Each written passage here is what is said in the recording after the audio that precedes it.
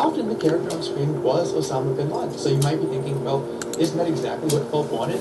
Focused anger on the person responsible, not just anyone with Middle Eastern descent, but a decent chunk of these games, especially early on, simply used an unnamed Middle Eastern man that doesn't even look like Osama bin Laden.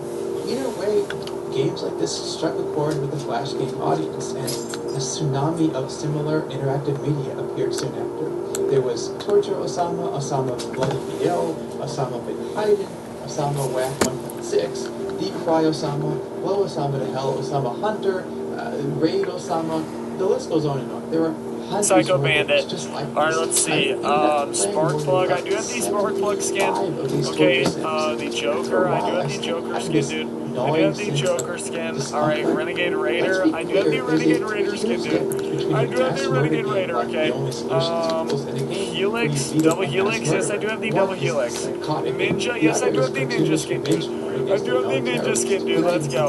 Everyone be dropping your guesses in the chat. Who is gonna drop a Galaxy for the... And the idea of kids playing torture games, even if the person being tortured is a huge douchebag, it's an uncomfortable thought. As we move into 2002, we get into what we might call the peak age of 9/11 games. It sounds really odd to phrase it like that, but it's true. Between 2002 and 2004, there was a huge improvement in the quality of the genre. Moving away from hastily thrown together torture games of 2001, these submissions were more complex. What's up, guys? Welcome in.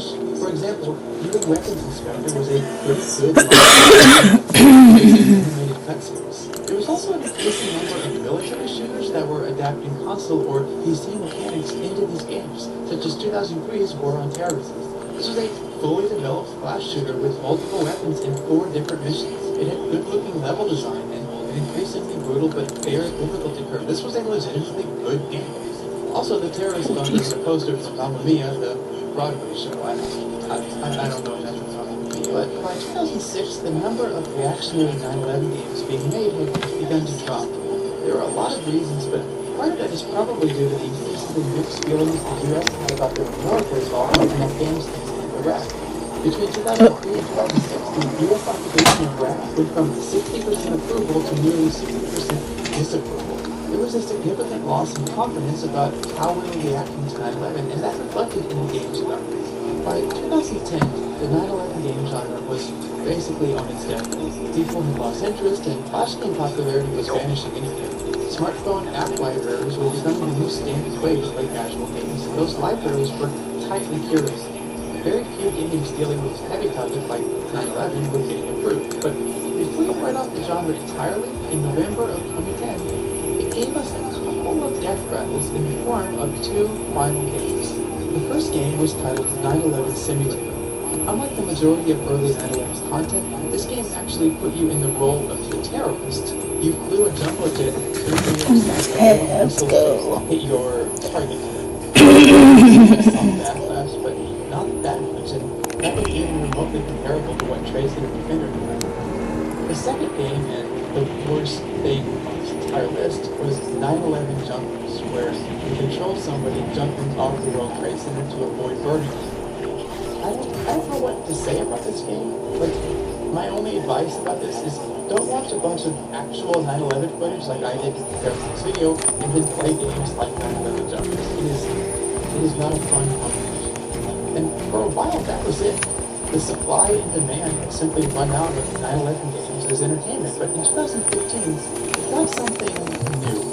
It was a first-person virtual reality empathy simulator titled 846. You play an office worker. I remember that game. On the first floor of the North Tower on the morning of 9/11. Starting on a normal day of work, things take a horrible turn as you witness the impact of the flamethrower. Listen to co-workers making phone calls to loved ones saying goodbye, and watching hopelessly as others are jumping out of windows to avoid flames. As your vision blurs from the smoke, you feel the finality of your situation. You're given a choice: burn to death or jump. This simulator took a massive beating from gaming journalists and newspapers and players for being in poor taste, being disturbing, inappropriate, insufficient, respectful, unnecessary. You name it, this game was accused of it. And those people were right that 846 is disturbing and troubling, but that's not necessarily a bad thing. There's It's terrible. VR empathy simulators You dead. educational and social tools. In 2018, a researcher from the Wales Institute for Cognitive Neuroscience co-published a project where a group of male domestic violence offenders experienced a virtual reality scene of abuse, but from the perspective of the person being abused. The post-study results showed an increased degree of empathy for victims of domestic abuse. In 2019, social artist Mona de la Pena's Hunger in Los Angeles showed modern homelessness, raising awareness and money for the issue. In 2020, Project Syria had empathy events that put you in the shoes of starving Syrian refugees. These virtual projects, while often distressing, humanize individuals who would otherwise just be statistics to us. While you or I may not have any trouble empathizing with people in the World Trade Center on 9/11, it might not be so easy for someone born 10, 50, or 100 years in the future. Apps like 846 might help that person remember why this was such a tragic event in U.S. history, and wasn't that the promise we made to ourselves that day? That we'd never forget? I missed it. I started this video telling you about Saved from the Titanic, released only a month after the ship sank, a movie that ended Dorothy Gibson's career, but I left something important out of that story. See, Dorothy Gibson was on the Titanic, the actual Titanic. She was lucky enough to get out on the last lifeboat, and as soon as she arrived home, she and her movie producer boyfriend started working on recording everything she had witnessed for that night. Gibson's notes became the script for Saved from the Titanic. In later interviews, she claimed that the nation and the world had been profoundly grieved by the sinking of the Titanic, and Hey, what's up, Ninja? They're dead. that's all I ever tried to do. I saw the project as exploitation of that tragedy. It's easy to look at games about 9/11 in the same way, and maybe most of them were exploitation, but who's to say if a few weren't like Saved from the Titanic? Some game creators desperately want to express the grief of something they or someone they loved experienced. Almost all the games mentioned today can be found down in the description if you're interested in seeing more. A few of them have been taken down by their original creators, but the majority are still up, although I don't really recommend playing any of these. Anyway, thank you for watching this video. Okay, bye. I think I treated this subject matter with the appropriate amount of respect. That was super important to me while working on Kayla, this welcome in. project. And if you like this kind of content, feel free to subscribe. Either way, have a chill week, and maybe I'll see you soon.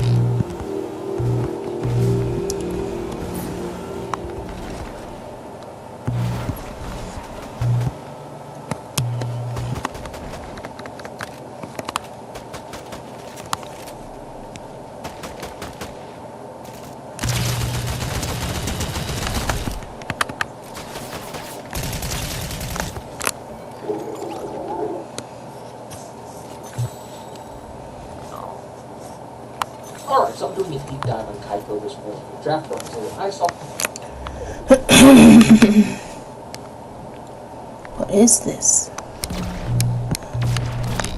Oh, okay, good area.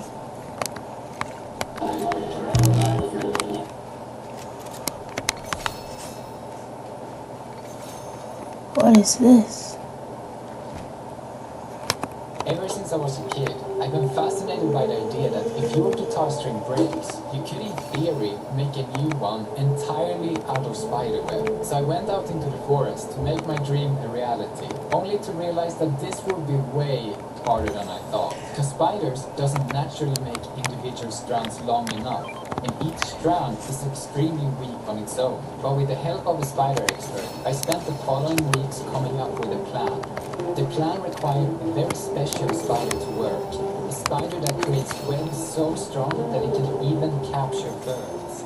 A spider... Strapping coin over here? Huh.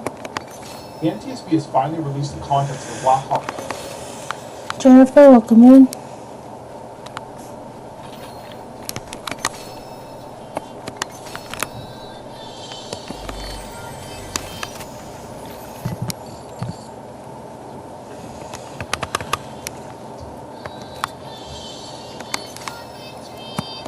Okay, does anyone see the problem with this product? Someone really said, wow, Pillow Pets may be one of the biggest successes in children's toy history. You know what we should do? Let's put a giant hunk of plastic in the middle of it that emits an obnoxious amount of light and charge double. Now that's what I call a good night of sleep. Guys, I don't care how happy or amazed this child looks, it doesn't change the fact that this product is purely a gimmick. Admittedly though, I'm a huge sucker for products that I see on TV. In fact, I ordered this bacon cooker thing like 2 months ago and I'm still waiting for it to arrive.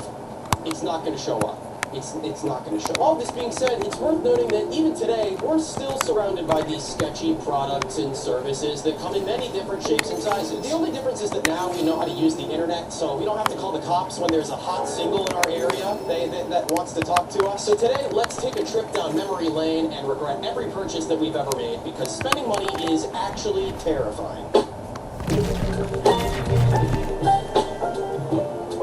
Never seen one of these items before, you're either too young to be watching this video, or you're just really stubborn and you haven't been paying attention for most of your life. Not my fault. This is a mood ring, and if you ask me, I'd say these bad boys were the starting point for our now deeply rooted insecurities. But how exactly did these rings work? And why was I trying to figure out if I was horny in second grade? They came in many different shapes and sizes, but at their core, they all kind of worked the same way. The stone part of the ring was made up of thermotropic liquid crystals, which move and bend in response to changes in temperature. When these crystals move, the color that they express changes. So yeah, that makes sense, but what does that have to do with my fragile emotion? Couldn't they have just marketed them as color-changing rings? I mean, after all, we were children, right? That shit would have blown our minds regardless. The problem was exactly that. We were children. We were impressionable. And goddamn, we really wanted magic to be real. Take a look at this list of moods on a typical mood ring. You'll notice that there is a total of 8 moods, and they're all extremely limited. Look, the top 3 moods are stressed, nervous, and unsettled. Couldn't you have just combined them? And there's a motorcycle. Couldn't you just combine them and call it anxiety? Is it at the top? Which begs the question, is that even a mood? I was gonna say, when they change that. Definition of the ring, and that would just indicate for the opposite of that, we get relaxed. And I think, once again, by the ring standard, that actually makes sense. Finally, we get lovable, romantic, and, oh yeah, happy. No in between. Oops. First of all, the colors for relaxed and lovable are extremely similar, so that could either indicate that you're very sleepy or very horny. Sorry, no in between. Happy? Sure. Romantic? You don't know me. So guys, at the end of the day, this is just a more useless and confusing version of a heart mother. I was curious, I looked online to see if anyone actually still makes and sells these, and believe it or not, I found one on that website that runs sweatshops. Look, one of the moods is mixed emotions, which is ironically the way that complacent individuals feel about shopping on this website. So this is some pretty frightening stuff, right? Because is it just me, or were we as a collective society a lot more gullible back then? Well, the answer is yes, because we also fell for this. Some people say that silly bands are just a fad, like maybe the Beanie Babies or even the Pet Rock.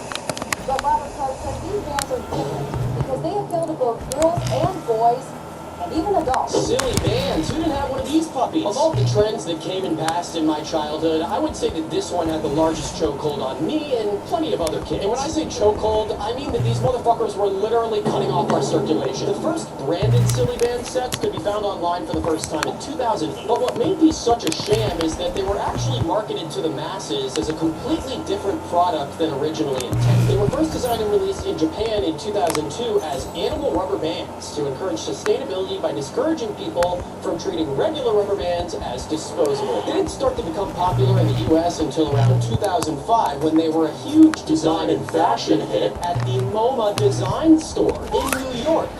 Cool. So what exactly does this mean? Well, in my mind, it's kind of Let's bullshit. go. I mean, we were essentially just buying one of the most basic supplies at talking like right there. 3 times the price. The original packages of silly bands came in packs of 12. That's it. 50 cents. Woohoo! For $5. Nice. Sure.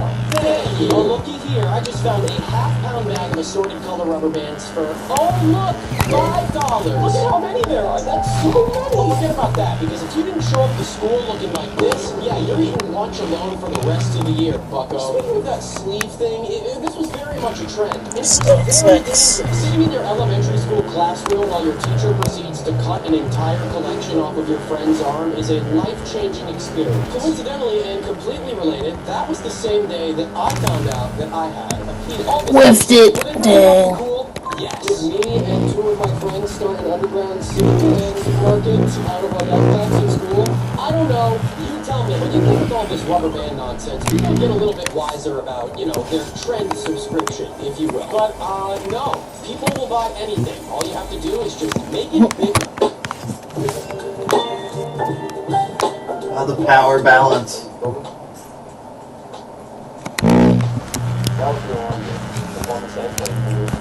I called out the scam when it happened.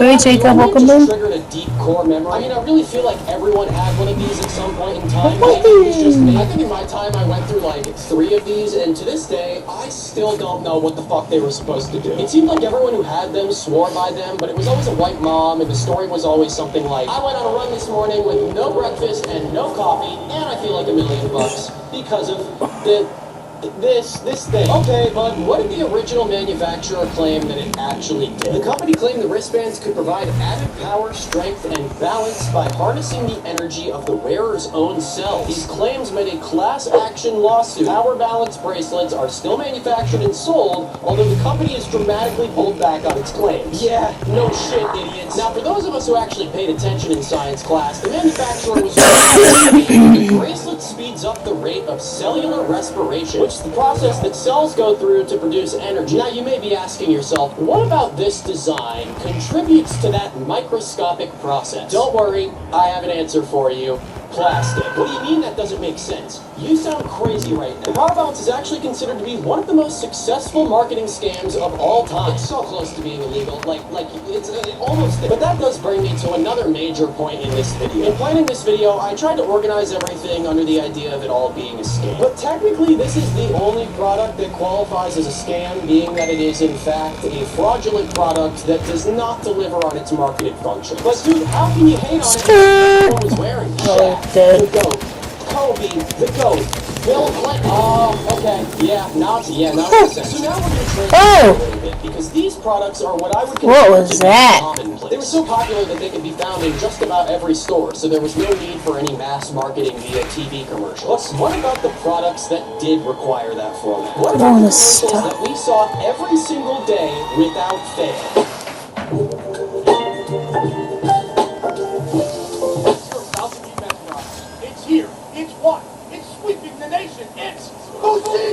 What is there to possibly say about Fushigi? I know.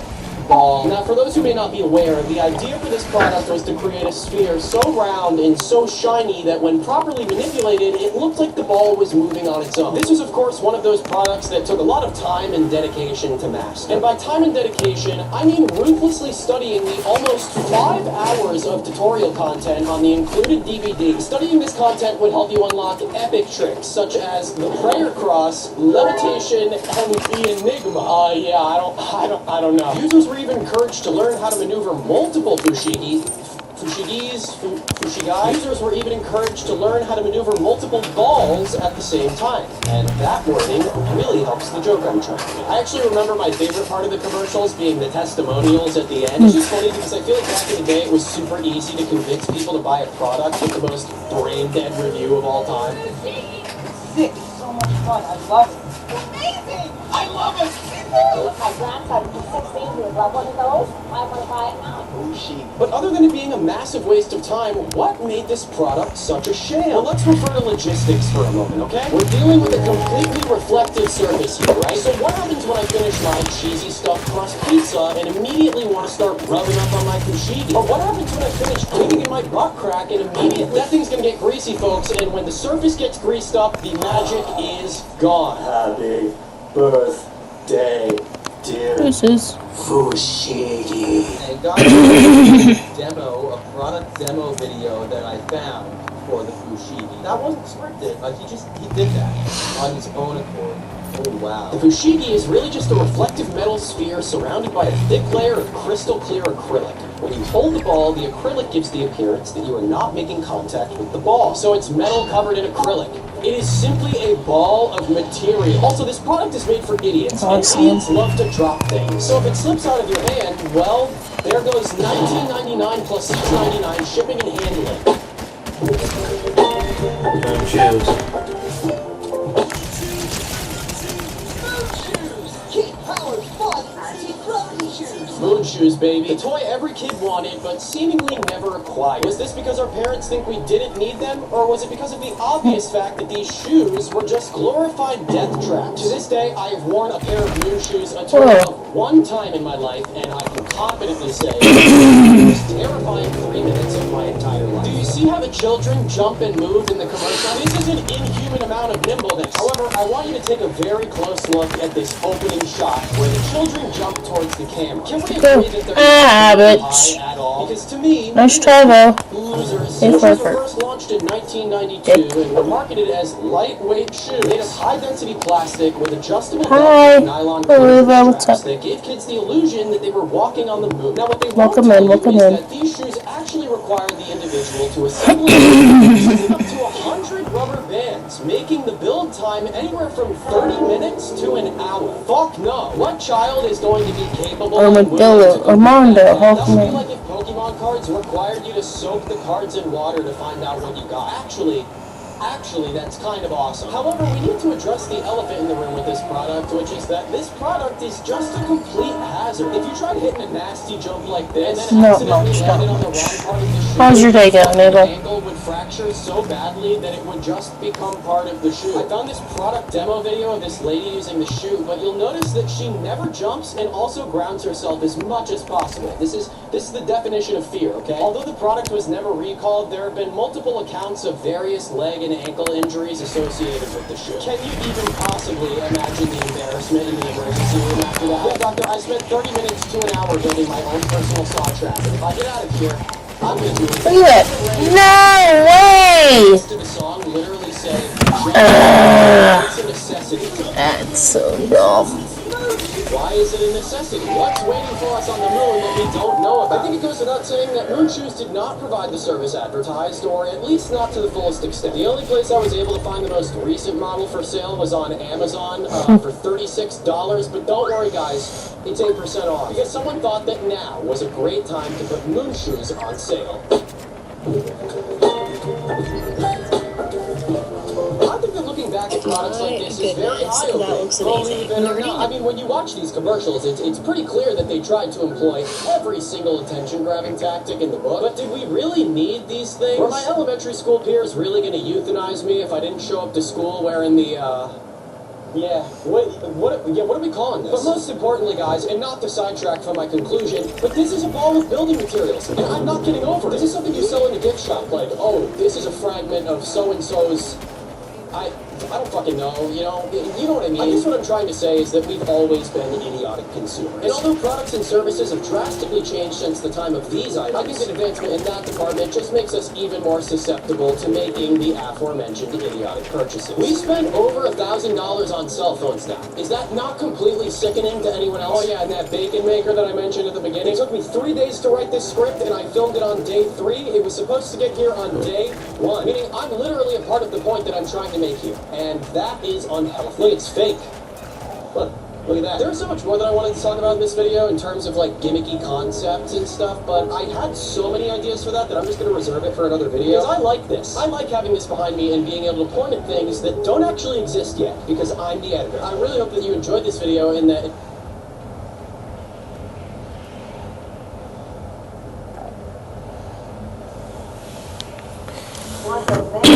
Sergio, welcome in, buddy. Welcome in.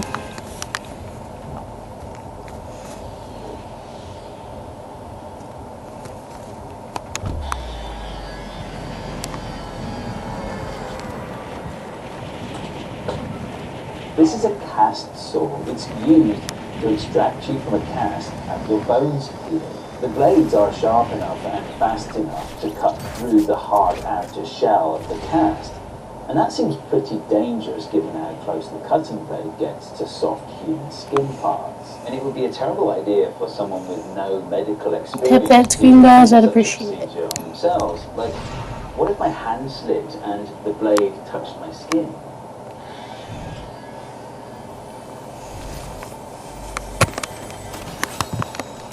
That was a good game too. Dang it. If I were him, I'd bump my home and all that, pick up the wheel, save it. Poor kid, I gotta shoot him already. What the heck? Oh my goodness. Actually, because a cast saw is That able to is cut through a wild. cast, but it's not able to cut through human skin. To see how that's possible, we need to film it in slow motion. What I thought was that because the Damn. movement is cyclic, I could use the stroboscopic effect to fake having a high-speed camera, like I did in my gravitational waves video. If you want an explanation of how the stroboscopic effect works, watch to the end of that video, link in the card in the description. But when I actually tried that, the rolling shutter artifacts were just off the charts. So I hired a phantom high-speed camera that could do 2,000 frames per second in full HD. Straight away, you can see that the blade isn't in fact spinning. It's oscillating backwards and forwards. And looking at the footage, it's only moving back and forth about 3 millimeters. A tiny distance, really. Actually, you don't need a high-speed camera to show that. If I draw a mark on the blade and turn it on, you can see the mark doesn't spin round. It becomes blurry around the edges, which tells us that it's oscillating, not spinning. We'll get to the slow motion footage of the blade on my skin in a moment. But first, here's a clue as to why a cast saw can cut through a cast but not through human skin. Here's an underinflated balloon and here's an overinflated balloon. The cast saw can't pop the underinflated balloon. But look what happens when I press it into the overinflated balloon. It pops easily. The difference is, when you overinflate a balloon, you're pushing the balloon to its elastic definition limit. It can't stretch anymore after that. So when the teeth of the blade touches the rubber can't stretch and move underneath it. The blade scrapes along the rubber, which cuts a hole through it. The underinflated balloon has a lot of stretch still left in it. The rubber just moves and stretches underneath the teeth, so no hole can be cut. And it turns out that human skin is like an underinflated balloon. You can see that really clearly here. As the teeth bite into my skin, they proceed to just casually move the skin back and forth. It's fun to see the ripples propagate outwards from the point of contact there. This is probably a good opportunity to point out that although you may have a tool at home that is superficially similar to a cast saw, it may very well operate in a different way. For example, it may be a rotary tool as opposed to an oscillating tool. This Dremel is a rotating tool, and look what it does to the underinflated balloon. The rubber can only stretch so far. Hopefully I got that warning out before anyone paused the video to run and get their ankle grinder. Even if you know for sure that the tool you're holding is an oscillating tool, the distance over which it oscillates could be beyond the elastic definition limit of your skin. In other words, it could cut you. And in fact, if the tool was sharp enough, it could cut you anyway. What I'm saying is, don't try this at home. I wonder about hairs. I wonder if I could use a cast saw to shave. Before we find out, it's interesting to see in slow motion how the cast saw interacts with the different types of cast you can get. The traditional cast is made from plaster of Paris. So first you put on this sleeve, then you wrap your arm in padding. I mean, you don't do it, the doctor does. The roll of fabric, which has all this plaster of Paris powder on it, is dipped in water. That's then wrapped around your arm, and it dries fully in 24 to 48 hours, which is quite a long time to wait, but it's really cool to see plaster of Paris being cut in slow motion. Because it's rigid, the teeth of the saw scrape along the surface of the cast, chipping away little bits of it that you can see flying through the air. Another cool thing I noticed is the oscillating blade actually moves the whole cast back and forth a little bit. But look, the plaster of Paris shavings kind of float above the surface while the cast jiggles about underneath. So that's a plaster of Paris cast, but if you broke your arm today, they would most likely put on a synthetic cast like this. I mean, they wouldn't put it on like this. The fabric is fiberglass and it's coated in a water-activated resin. So the process starts in the same way. You dip the roll in water. Once it's applied to the arm, it only takes about 15 minutes to dry. And actually, it creates much less mess when you're cutting it off. Something interesting about the waves that radiate down from the contact point. They represent the speed of sound on my skin. It's interesting to see how the speed of sound is different on different parts of my arm. Here on the back of my arm, I estimate it's about 10 meters per second, but on the back of my hand, it's about 6 meters per second. Interestingly, from that, I can calculate the shear modulus of my skin, and from that, I can calculate the Young's modulus of my skin. So to get from the shear modulus to Young's modulus, I need to know what the Poisson ratio of my skin is. I talked about the Poisson ratio in my athletics video, link in the card in the description. When I googled Poisson number of skin, I got this result. The Poisson ratio of cow teat skin was measured uni and biaxially and is shown to be anisotropic and dependent on aspect ratio. So there you go. But I also found out that the Poisson ratio of human skin is about 0.48. And it turns out that the Young's modulus for the back of my hand is about 100 kilopascals. And the Young's modulus for the back of my arm is about 300 kilopascals. Which is good to know.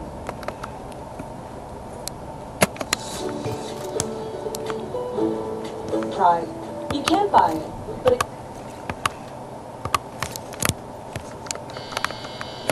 I really don't like vendor lock-in.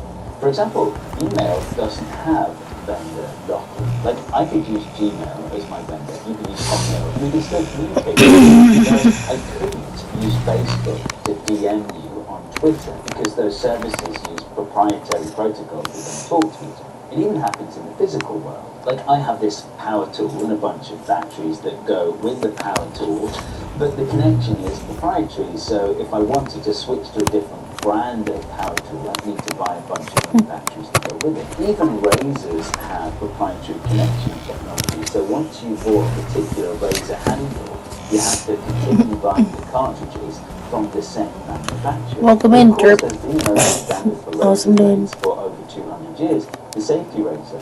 Why would you buy into a proprietary standard when you could get a beautifully engineered safety razor from the sponsor of this video, Hanson Jacobs, and then buy you like the pennies?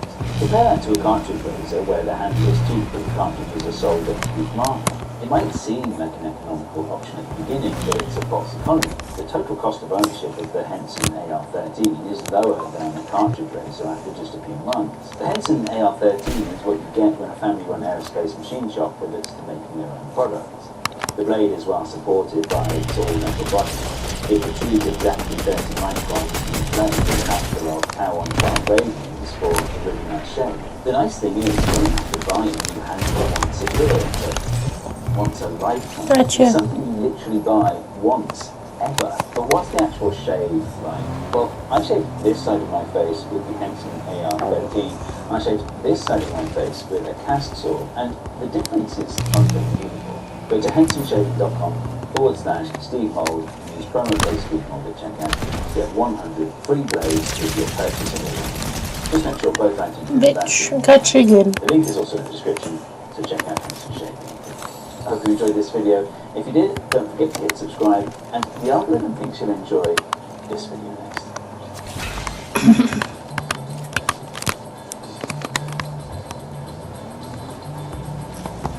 I see people.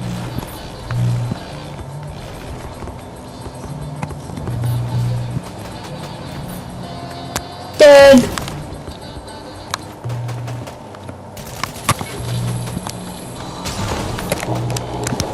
You're dead. Where you at?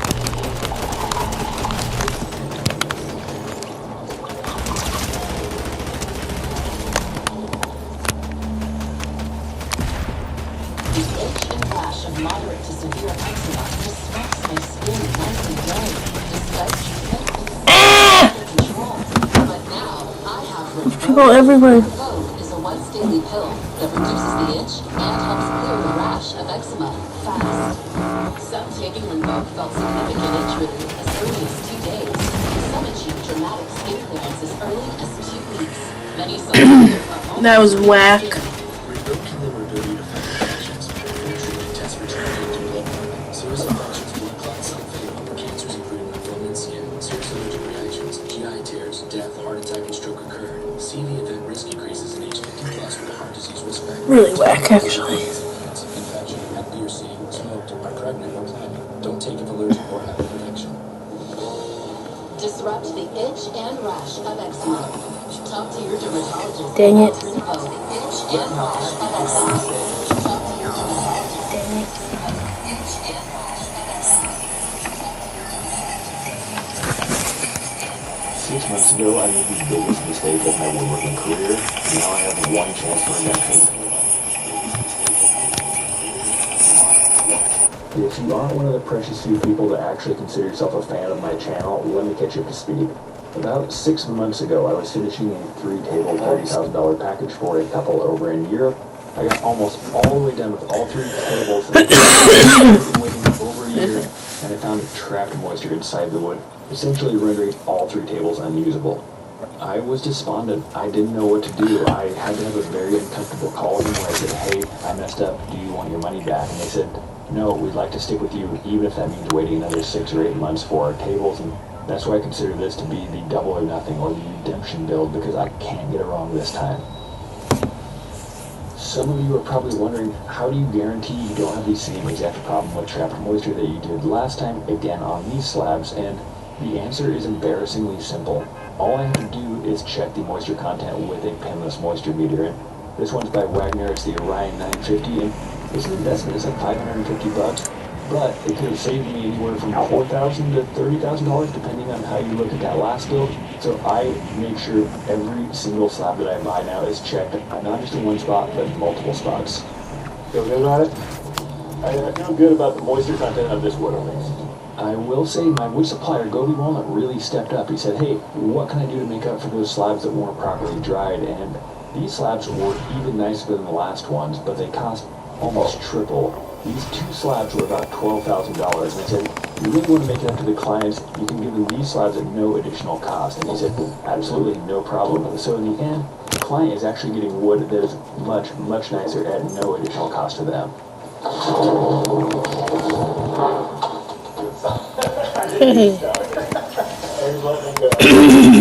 I composed myself from nearly dropping a $6,000 slab of wood minutes into ownership, I got to work on choosing the layout, and this is exactly what I did on the previous build with these clients, so they knew what to expect. And this is a lengthy process. It's going to be a challenge because you have a husband, you have a wife, and you have a woodworking YouTuber that all think that they know best.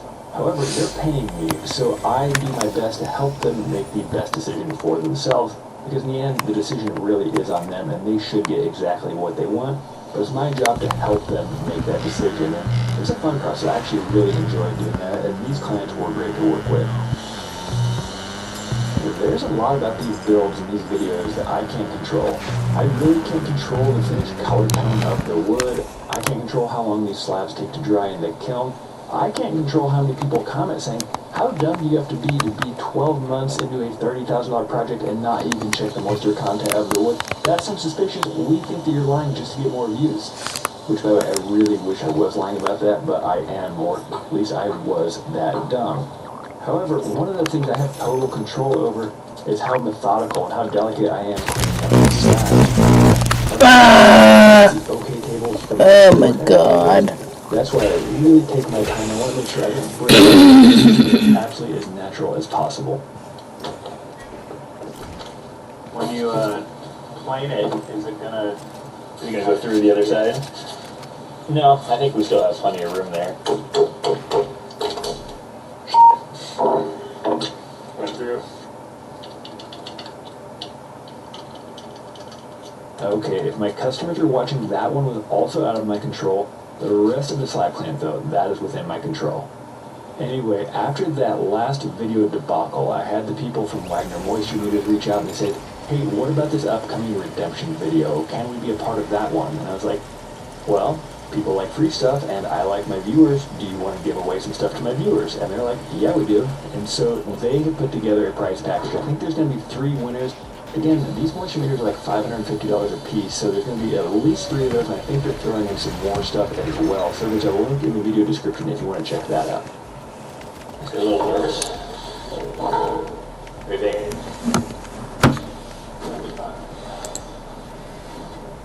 Only if there's a video showing what could happen if a joint reaction to that. I don't know. That was a quick clip from my woodworking accidents in slow motion video that I did a few months ago. That's a great watch if you love woodworking. What's up, Petty Bun? And falling asleep peacefully at night.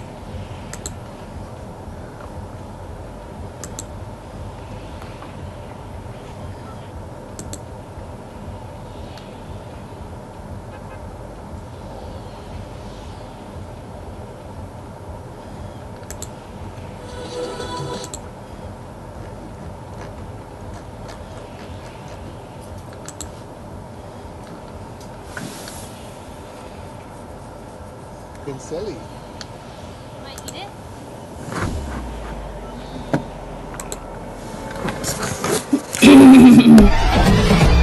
Everybody now, time to show the whole world.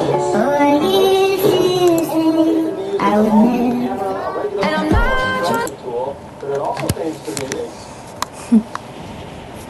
AT&T has a new guarantee because most things in life are not guaranteed. Like booking the right rental car. Where's the rest? Did you forget we had kids? A funny game staying friendly. Chill, man. Kids on basketball. Or being alone for a long time. Yeah, that's not guaranteed. You know what AT&T guarantees? Connectivity you depend on, the deals you want, and the service you deserve. Or we'll make it right. That's the AT&T guarantee. Can this replace this? Supposedly it can be used as a ball-peen hammer, a regular hammer, or a striking tool, but it also claims to be a square, a ruler, a bottle opener, a nail puller, a hex driver, and a mallet. Let's find out. This is called a hammer fist. Pretty awesome name. It's something I came across the other day online, and I thought it was pretty cool looking and had to order one. Now to be clear, this video is not Gotcha, sponsored bitch. in any way. No one is paying me to do this. No one gave this to me. It's just something I saw and thought, I gotta try this. First off, I've got to admit, I'm pretty skeptical that this can actually replace a hammer because of, physics, leverage, kinetic energy, all that good stuff that makes a hammer work. We've got a heavy weight at the end of a long handle that gives you a lot of that swing that gives you the power to drive nails, right? This one, it's all in your actual fist, so it relies more on your arm power, I would think, than the kinetic energy of the swinging hammer. But hey, let's put it to the test before we discount it. As we get ready to drive some nails, I've got to share with you that I was pretty scared to do this because I thought, with a regular hammer, I can smash my fingers if I miss the nail while I'm trying to hold and set the nail. But with this thing, I can smash my fingers on the hand that's holding the nail to set it, and I can also smash the No way! holding the hammer fist. Oh my goodness. With one blow. Not a good idea. Let's put it to the test here and see how it compares to the hammer. Let's start off with the control. This is me just swinging a regular hammer. This is a hammer made by Stanley, and it's a fiberglass core 16-ounce hammer. Most hammers are between 10 and 24 ounces, with the average one being around 16 like this one. So this thing makes light work of the nail, no problem. Usually 3 or 4 hits at most, and there are skilled laborers out there who can set it with a tap and then hit it with one hit and be done. The hammer fist is already at a little bit of a disadvantage because this thing weighs, according to my scale, 12.9 ounces. So it's lighter and it doesn't have that extra swing that you're going to get with a hammer. At least in an open space like this, the hammer strike was definitely not as effective or quick as using a traditional hammer. Now if you're in an enclosed space, I can see how this thing can be really handy because it's not a whole lot bigger than my fist, kind of like big old brass knuckles. So if you're in a tighter spot, this can definitely hammer in a little bit easier than you can with trying to swing with that weight going on a traditional hammer. As you can see here, it's definitely less effective than a traditional hammer. I had to hit this thing many times, and I started noticing right away that this was pretty uncomfortable in my hands to be smacking that because all of that vibration is being basically absorbed by my palm and the meat of my hands. It didn't feel that good, but I thought, you know what, I'll callus a little bit or something and we'll see if we can get this thing going. But one thing I noticed over and over is that I don't have accuracy as far as the angle that I'm hitting it at, the angle that it's contacting at, like I do with the hammer. Now I suppose a lot of that is going to be because of practice. I can probably swung a hammer like this 10,000 times, maybe more, and so you get used to it, right? But with this, I found it was just not intuitive for me to be able to hit it straight. So I spent so much time trying to fix the orientation of the nail, and it just did that over and over. And the interesting thing, you'll see more on this in a little bit, but I wasn't the only one who had some issues with that.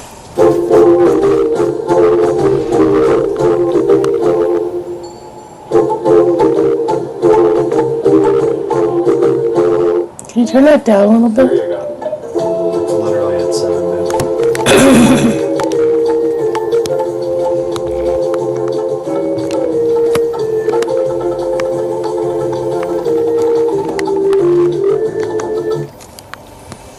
The music was just stupid low.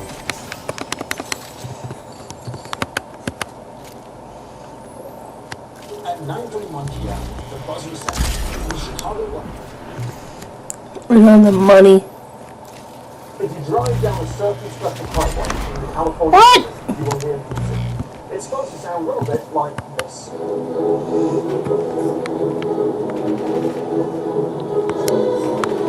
But instead, it sounds like this.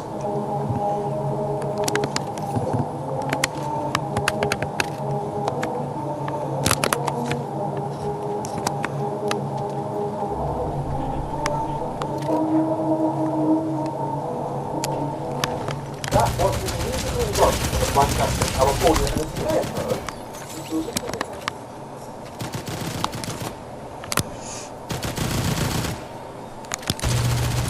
I didn't know this Chicago walking on eco supply. Here's why. I broke my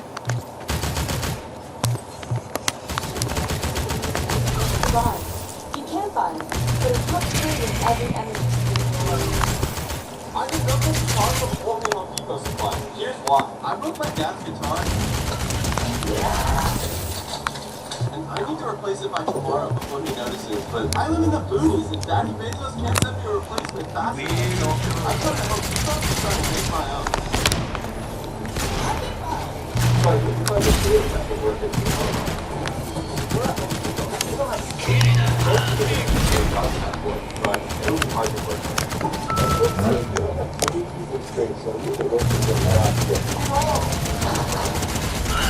Piece of shit car out there.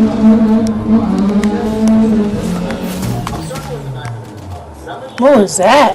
Some guy's piece of shit car. But, like I said, multi goes into country supply. So, I need to do this in order to make it blind. Probably has no muffler on his itself. I'm utilizing the oldest trick in the book. Employing your friend to see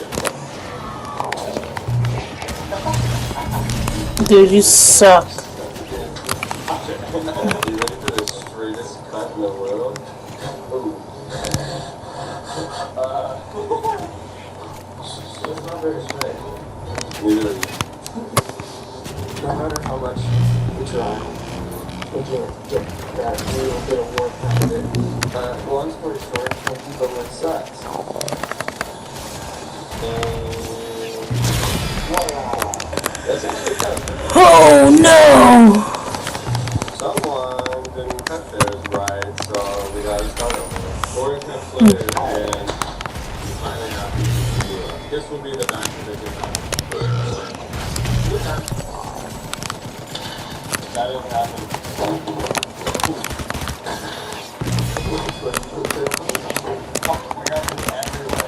Wow, 15 hours later, we have 1 point of speed. I love woodworking. We're not done yet. This board's still too thick, so we gotta Damn. clean it down and make That was fun. Fortunately, it's also too wide, so we have to do that back again. We have enough batting for the winter, so it's time to try to take this off without wiggling. Oh, I'm scared. You sound like a guitar. With that done, I've traced this guitar, so I know what shape to cut. You might remember, there's a front and a back of the guitar, and they're both the same thickness, so I've done what no man has done before, and made the front too. But the front has a secret. It's made out of plywood, because I'm too lazy to do the same thing we just did for the back. Oops. Since we just spent so much time making this thin enough to resonate, we now need to make it strong again and add ribs to it. The ribs are roughly cut, but just like human ribs, they need to be shaped so that they're more effective. Just like our Lord and Savior, we're going to be using the best tool to make ribs with, the oscillating spindle sander. Oh, stupid, and I forgot I actually need to cut both of these out before I glue the ribs on. Now we can glue.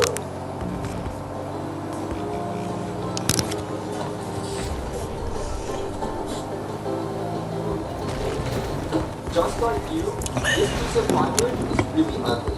So we're gonna add a leg, hopefully make it more pretty. It's round. I'm about to take this wood to Pound Town.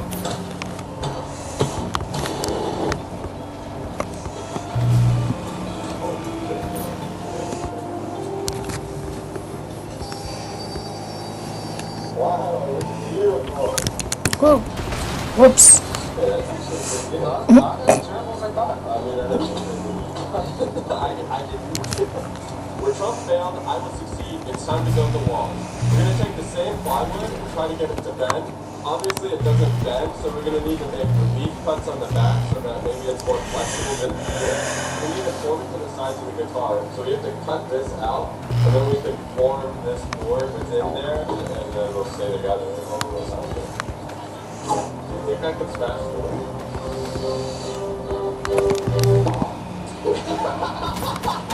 Smashed!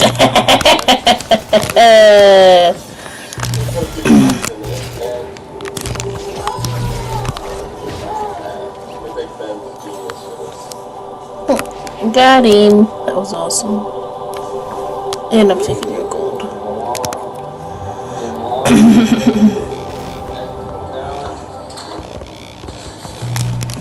Wee-hee.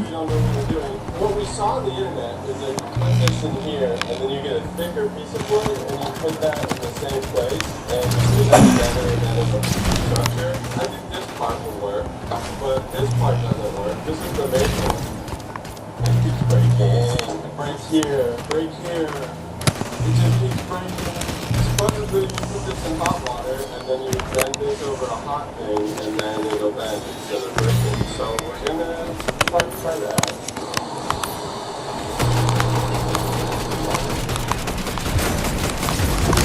Bitch. Haha. Moist. We can heat it even more. Get it really high. Oh, he took it. Dang. Well played. And the water prevents it from charring. Wow, this is working super well. Holy crap. The maple is kiln dried and not meant for this, which is why it keeps breaking, which is why we were using the plywood for the taller side.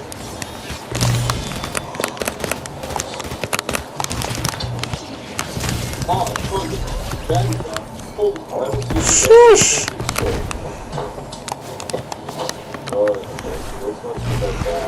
Give it up on bending the maple. We're just gonna bend the same plywood because obviously that bends. Now let's get this done.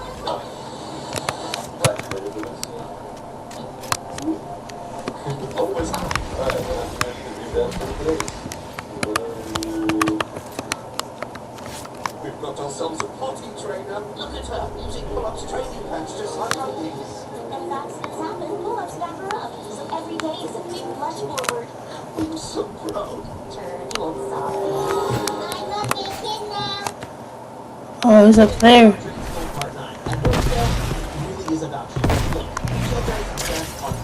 Haha. Haha. That's what you get. Get out of here.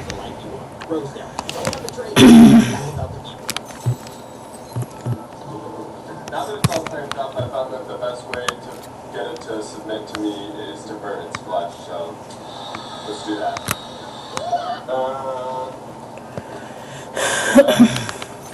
This glued to this, and then this won't move anymore. And just like that, you got half a guitar. Now to do it all over again. We got To like the side of the guitar. lights dim.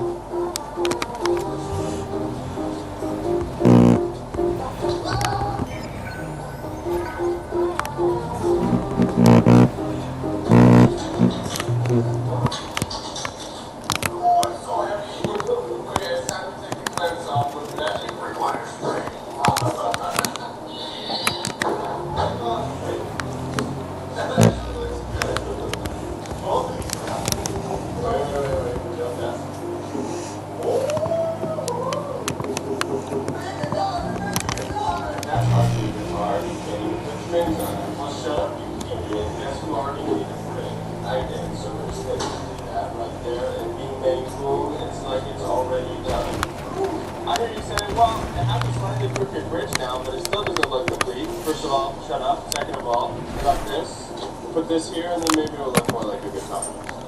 Now it looks like a guitar. Look at that, dude. Let's work on the neck. We just dressed up this piece of wood to be the neck, but as you can see, it's pretty flat. And it needs to be angled like this. So we're going to cut it. So we're going to cut it and make it look like this guitar. Board ain't flat anymore. Time to go cut it out on the bandsaw. The neck looks more like a neck now, but it needs to be rounded. The neck is nice and rounded. Too bad. Yeah. This is messed up. This is supposed to be touching the edge of here, just coming in. You know how it ends right there? Yeah. Which means that this is way too long. We're gonna have to cut this. Since we gotta make it better.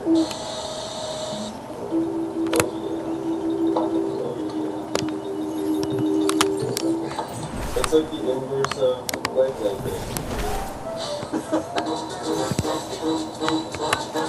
In order to attach the neck of the guitar to the body of the guitar, you're going to cut a slot so you put a lead but and then you cut a slot with the router. You can't go back from that.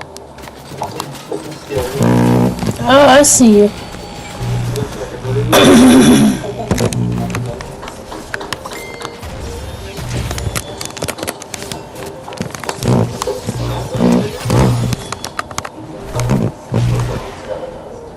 Time to make the music part.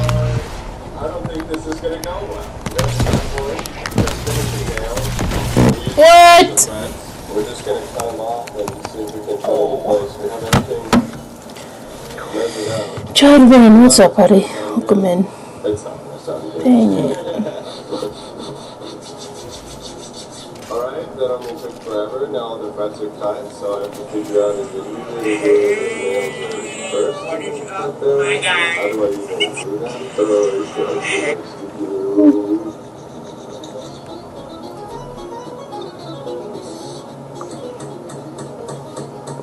Maybe I shouldn't cut them, because having a bunch of nails on your fretboard looks metal as hell. Let's just pull it off. That's a guitar! Oh my god! I'll put the heads of the nails here for those pressures need to get put in place. I'm just going to use iron and block that.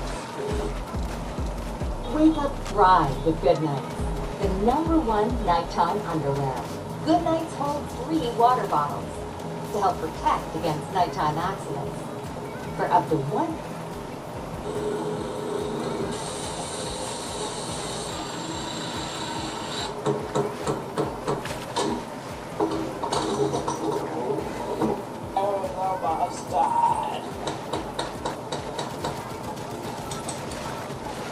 Okay, now just stick to the neck, I guess. Okay, I glued the neck on. It's in one piece, so it's time to properly put on one of the strings. I still need to varnish this, but I want to test and see if this nylon even works.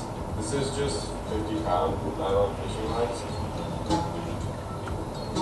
Oh, yeah. It tunes. I mean, that's a note. You know, the question is it louder?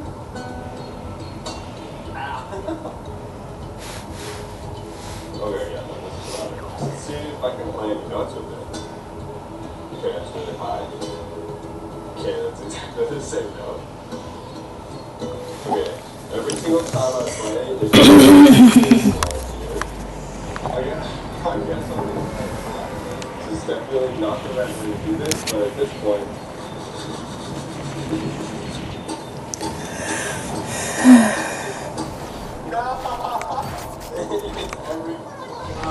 it's like all of the... Okay, new theory. I'm gonna try lowering this, raising this. I don't want to. How the hell am I gonna get it apart and make it not look like doo-doo garbage?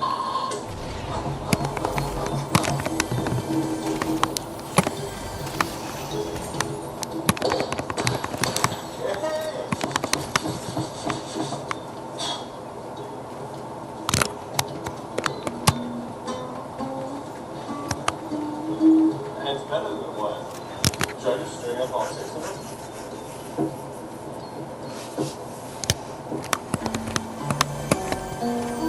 Oh. It instantly gets out of tune. That's a guitar! No way!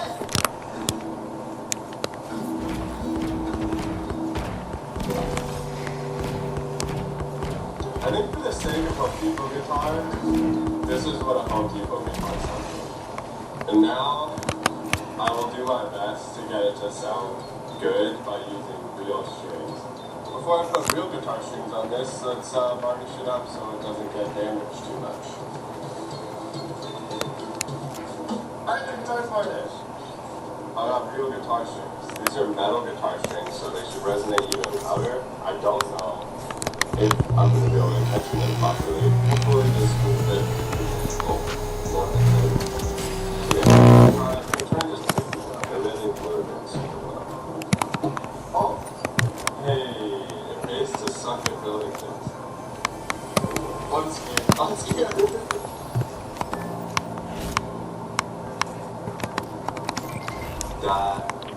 sounds so much better. Wait a minute. This might be way better than I thought. Oh no, where'd the pin go? Maybe I make the pins go really deep.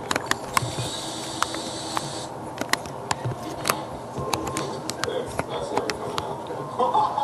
I think a whole family there's coming out. This is what the inside of the guitar looks like, by the way. Okay, now we have a guitar. Alright, it's been about 2 minutes. Let's see if it's selling too. That's so bad.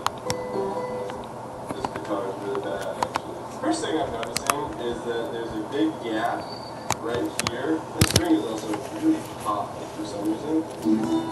It's called the action on your guitar. Definitely makes a difference. That's Common and cheap guitars. That thing's cool.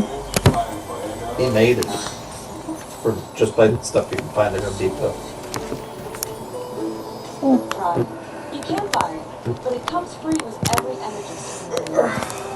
It's your home and your decision, but at Energy Swim, we give you the power to make it happen. With exceptional windows, you'll be proud of your system. Award-winning teamwork, local manufacturing, and expert friendly installation. It's our silver anniversary. At Energy Swim Windows, we're celebrating 25 years. 100%.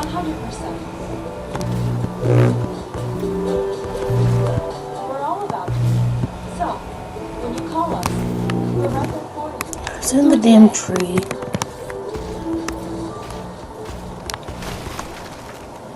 Use Kayak's Explore tool to see just how far your budget can take you. Oh, it's in this tree. Do what people do. Forget about breaking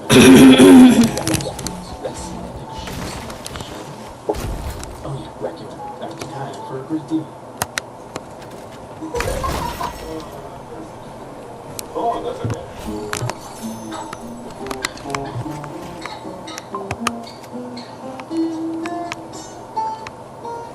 Those are some dogs. Those are actually flammable dogs. I can't believe it. Wow.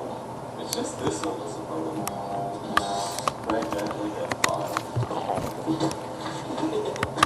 Is this stupid? Yes. This is definitely how the pros do it. How about that? Oh! I actually can't see which fret is what number. Normally there's little marks, so I think I'm just gonna mark it with a Sharpie. I don't know, is that stupid or is that funny? Nah, can you tell the difference? Probably not. I don't know if you can see that. Let me do like we'll do it side by side. So I'll play one after the other.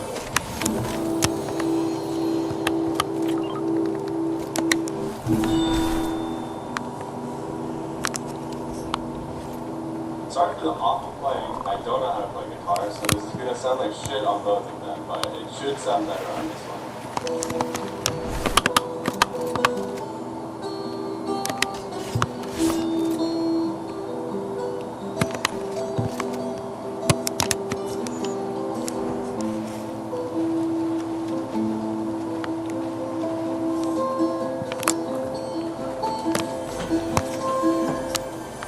Right, that's all good here.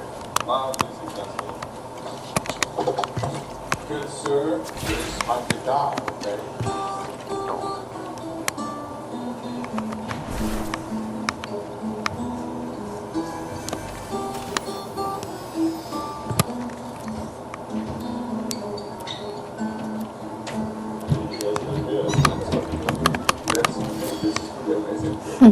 Thank you. Yeah. I'm just thinking crazy. Look inside the hole. I'm stuck. I don't think that's a very satisfying ending, so I'm gonna try and play black for that piece. There's really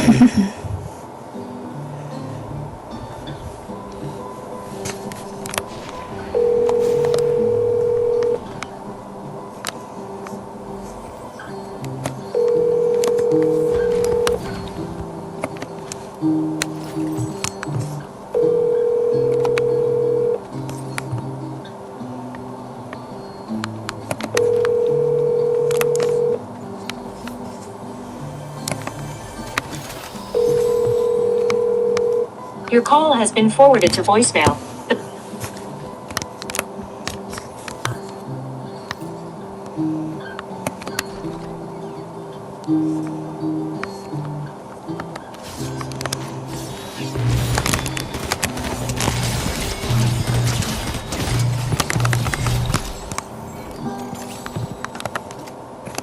Oh, yeah, that's about all I got in me. I don't play guitar, so my future is really bad, but I hope that you enjoyed. Obviously you did if you watched this far, so don't lie to yourself and just go watch another video. If you like that one, then you can subscribe. Anyway, I'm never going to touch this again. Be well out. Look at that, using pull-ups training pants just like I did. I'm so proud. Welcome to South America.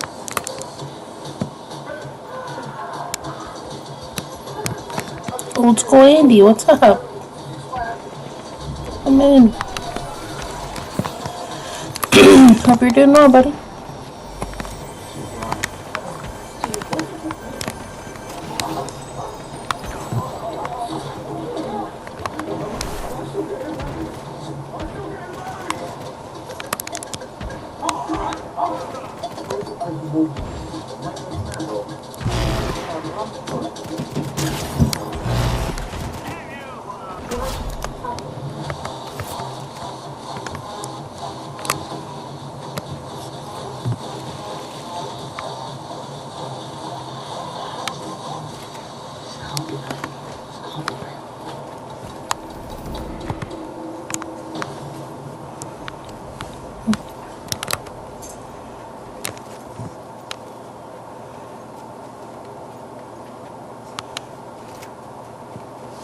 I'm a woodworker, but I'm also a self-taught guitar player, and I taught myself mainly by trying to emulate this guy, James Hetfield, the lead singer of Metallica.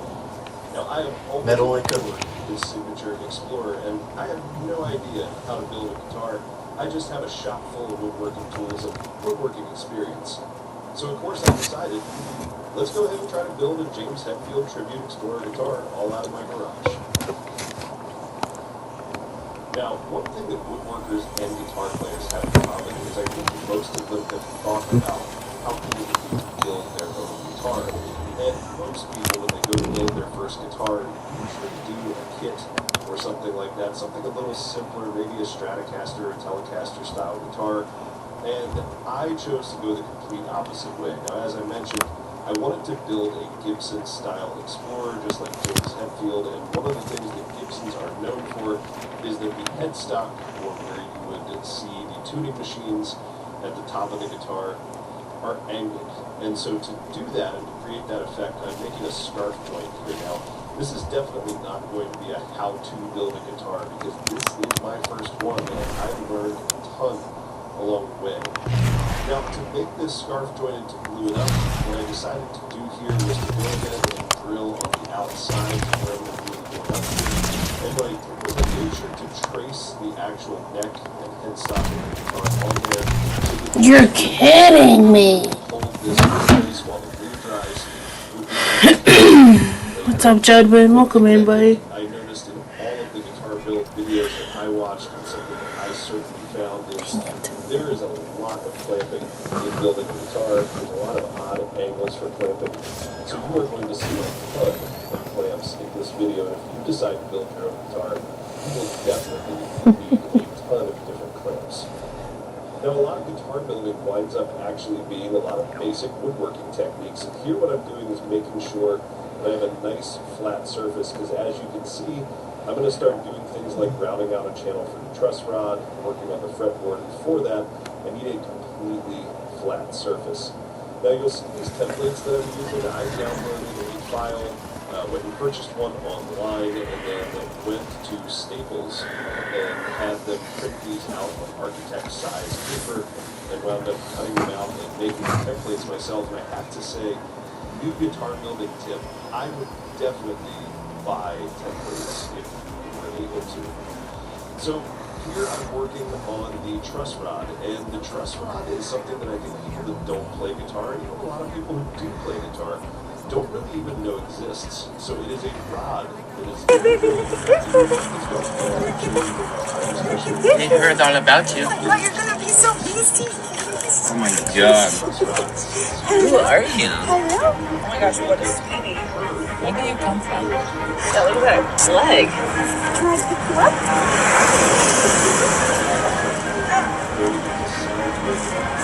Oh. What's happened to your leg? Pretty nice.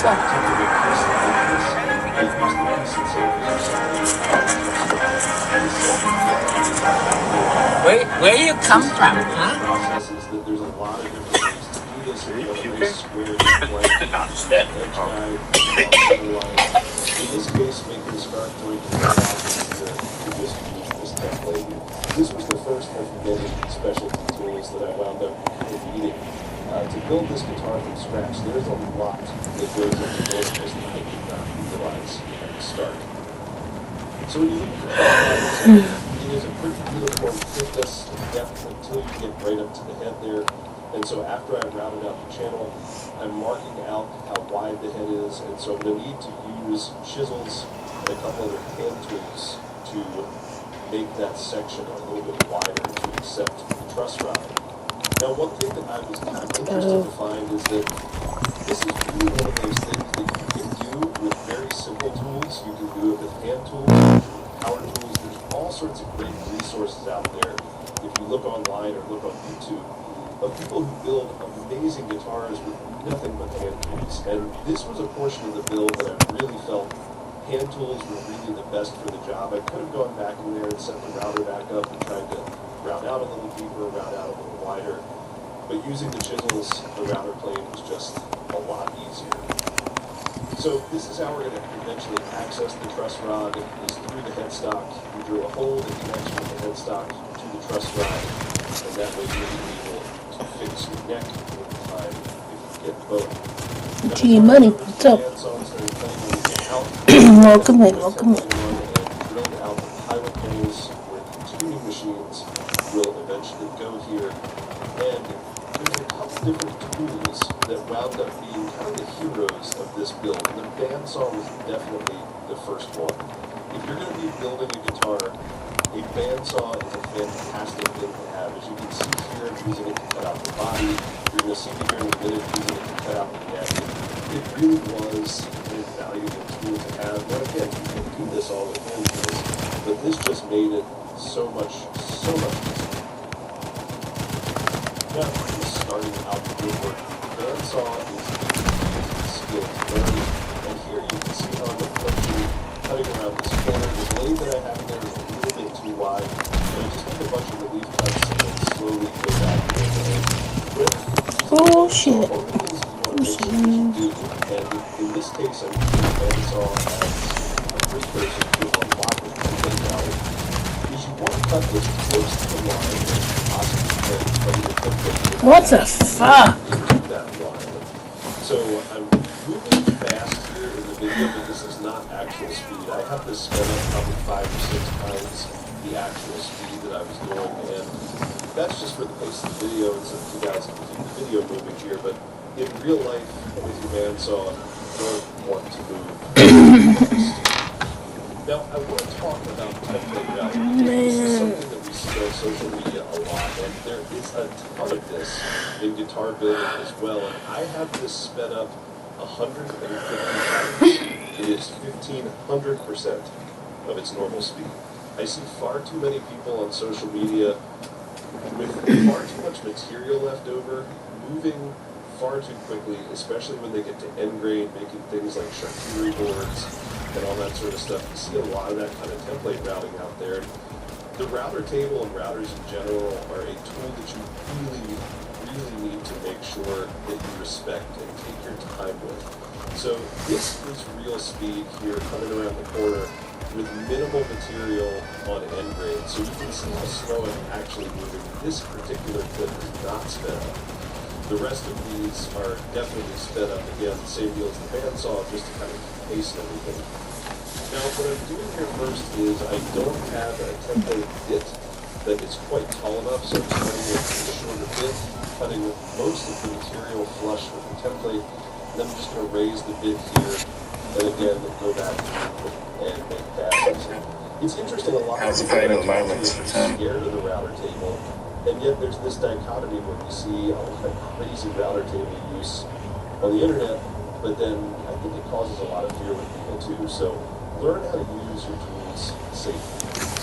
So once again, back to the bandsaw here, and it's time to keep working on this neck. So I'm cutting away most of the material for the thickness of the neck, and if there's another tool hero for this build for me, it is that oscillating spindle sander.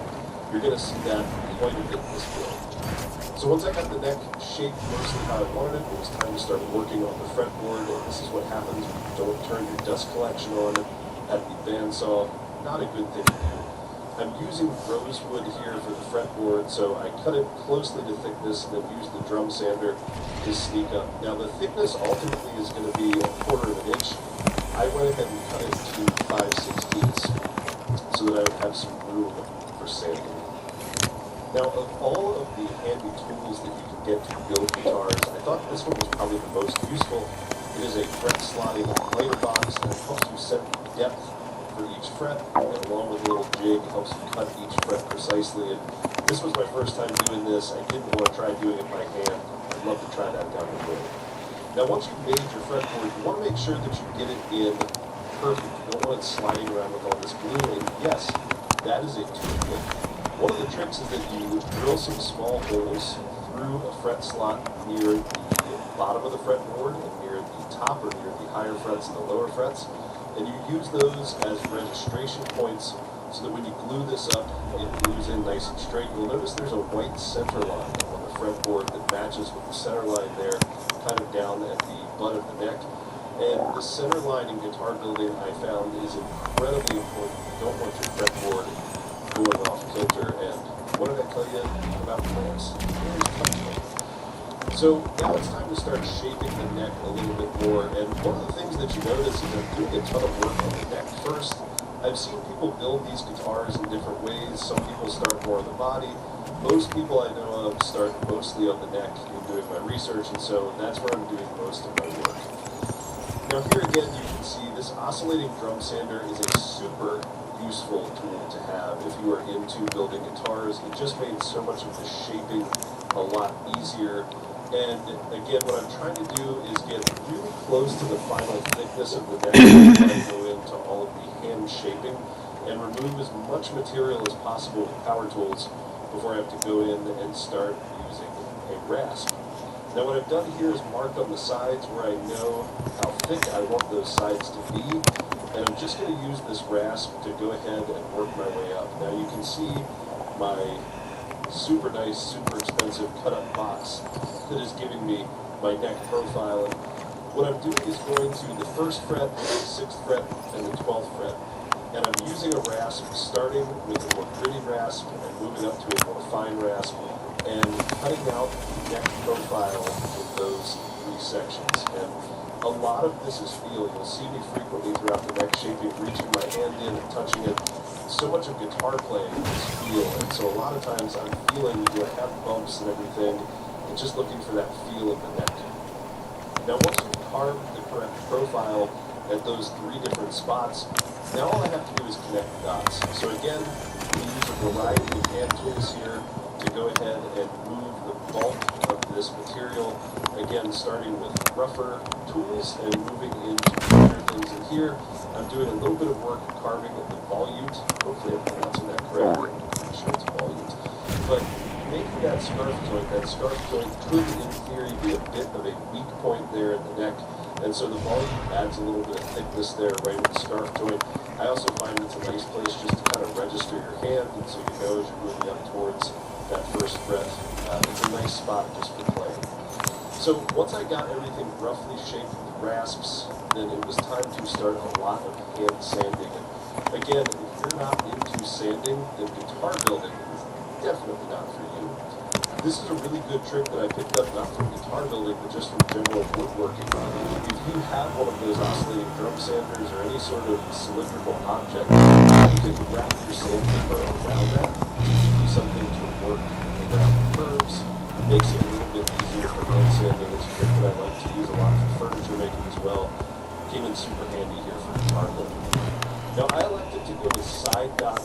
only. I decided not to go with dots on the fretboard, and one of the things that was interesting about this is these are super tiny. This is a 2mm drill bit, and I'm drilling down, you can see just barely down in there, getting a little dab of CA glue, and then I have some tweezers to use these type of things. Now, they sell bigger material for this. These I just purchased, I think, from Stumac. But I'm CA gluing these in, using the tweezers to get them there, and spraying a little bit of activator here to go ahead and light that up and get that to dry quickly. You may notice 12 frets, I had a little bit of discretion when I came out, a little bit out of the way, but this is just, that's okay, we won't tell. So back to hand tools here, just to clean this up, I'm coming back with a pass with my sander just to make sure everything is nice and flush. Now, this was a decision that I actually posted on my Instagram as to whether or not I should put some of these reflective fret marker dots on the actual face of the fretboard there, and the Instagram pulled over, and they requested it really, really nice. So now I'm actually shaping the fretboard. If you don't play guitar, all guitar fretboards have what's called a radius, and it basically is just a curvature to it. They go all the way from being very curved to almost completely flat.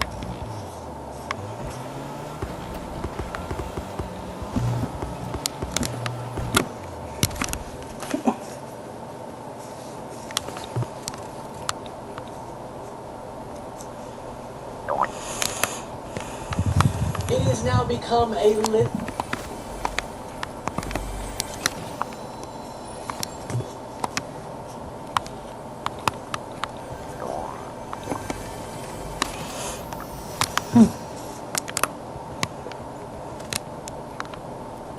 European nations have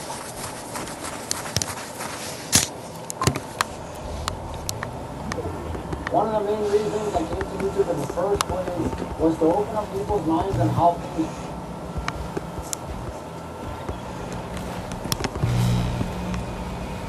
Everyone loves flying. Most of us just call it. Waiting in line for hours before flying through the sky. Tiny metal tube is nerve-wracking. Still planes are safe, right? Supposedly flying is safer than driving, right? Fasten your seatbelts, because we're about to take a look at some aspects of airplane design and air travel.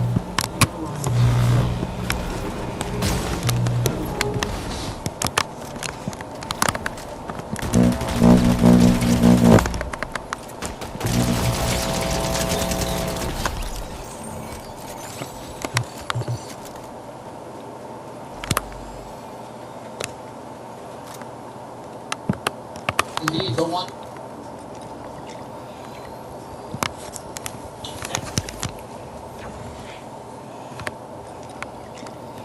Hey everyone, today we're going to be seeing what happens if you're on a moving vehicle and you run backwards and jump off the back at the exact same speed that the vehicle is moving but in the opposite direction, or you just land still on the ground. Holy cow, this is fast!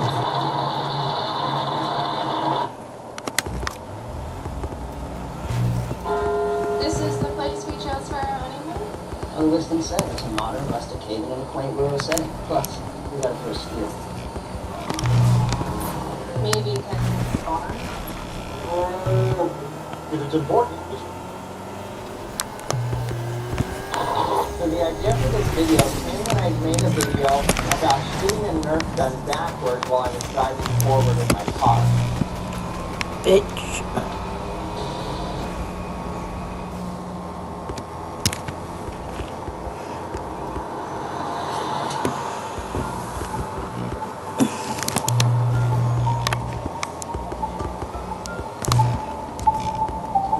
Right here. So in this video, I measured how fast the ball was leaving the Nerf gun, and then I drove that exact speed in my car, and then fired the gun backwards at the same speed. And it made the ball just drop exactly in place, not moving forward or backward. But then that led to a discussion in the comments section talking about, what if you were on a train moving forward? Does that mean that to get off a stop, the train doesn't have to stop, but you could just catapult yourself in the opposite direction at the same speed as the train, and you would just land directly at your stop? not moving forward or backward, but you just land in place and be able to walk to wherever you need to go. But so when you jump off the train, like the train's going this way and you jump. Then you're still going forward, so you're just going to tumble forward. But if you're running backward, you're still going forward, but you're running backward. Okay, so the two things I'm going to be trying is first I'm going to try just jumping straight up as I'm going at a constant speed. And if everything works out right, I should just land in the exact same spot in the trailer as if I weren't moving at all. Then the next thing I'm going to be doing is running as fast as I can backwards, matching the speed of the car in the reverse direction, and jumping out and just landing completely still on the ground. Oh my gosh. You ready for this? I'm gonna take a break, guys. I'll be back later. I think so. The tricky part will be the acceleration because I don't want you to fly off. Well, you shouldn't be accelerating now. Well, to get to the constant speed. Yeah, so let's stay at a constant speed so I can match it and not tumble to the ground. But I am an excellent driver, so Very I'm excellent. confident. Excellent driver. Let's do this.